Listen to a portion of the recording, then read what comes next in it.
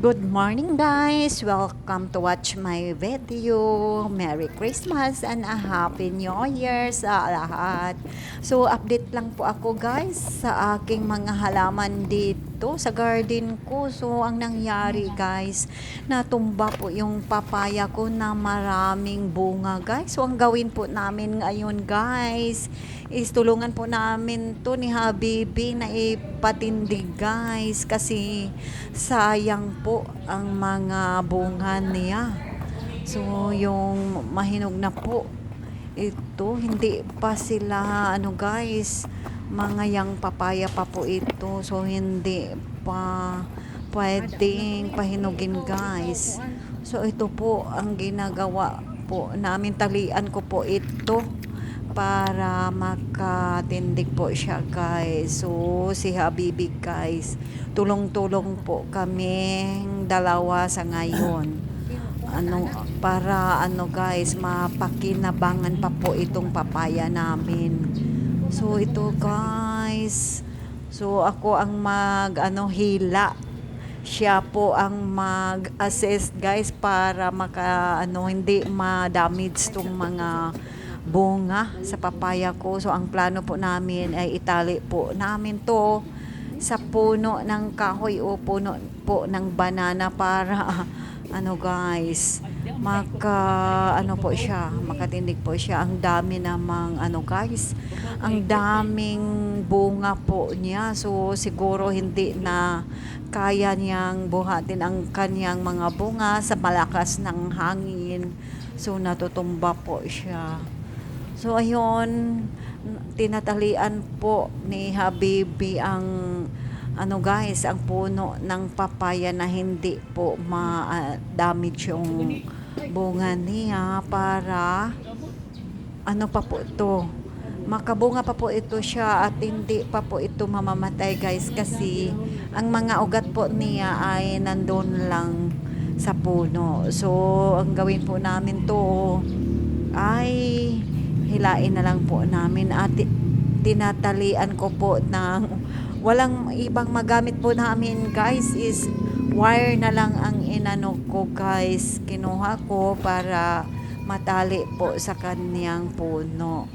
At ito na po ang ginagawa po namin kasi hindi po kaya ni Habibi kung siya lang.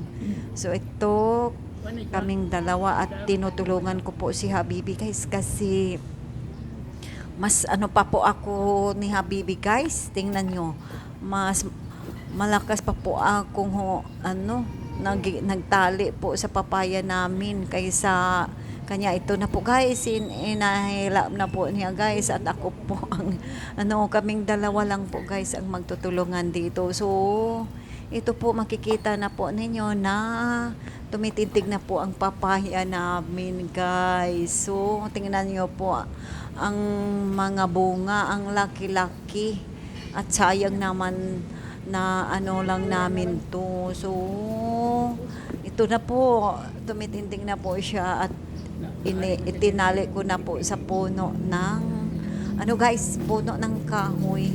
So ayan, so parang lagyan din namin ito ng brace guys para makatindig.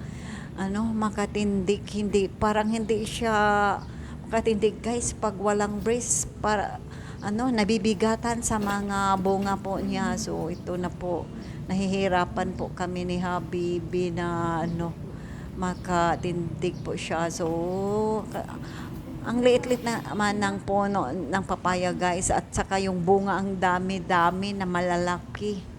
So ayun, so anuhan po namin to, tutulungan po namin at lagyan po namin to ng guys,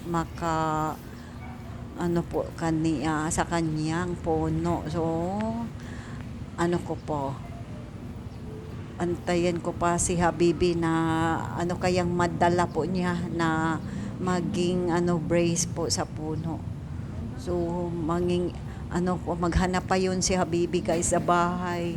So ito po ang aming activity po ngayon sa araw na to, kasi kawawa naman at sayang guys. Sabi nila iatsara na lang po namin tong bunga, pero hindi naman namin gawa yung atsara kasi ang busy-busy po namin guys.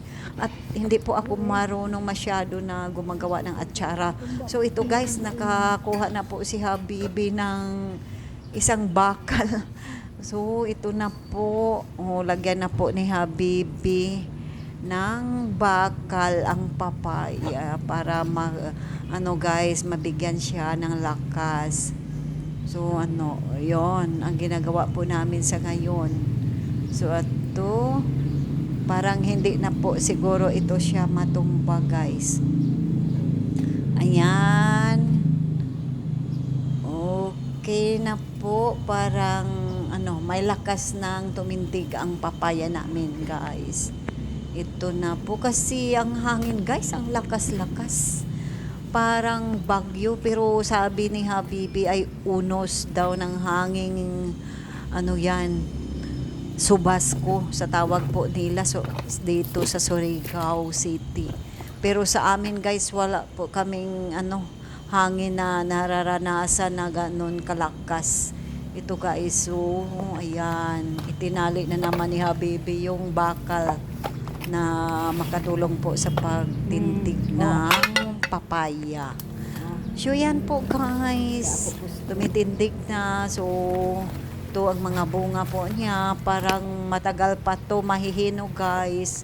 So ang gawin ko po ito ay lagyan ko po siya ng cover, parang guys, para hindi dapuan ng mga insekto guys. Sayang naman pag may makadapo na mga insekto, madamage naman tong mga bunga niya at hindi naman namin ang tubi paggawas sa tubo.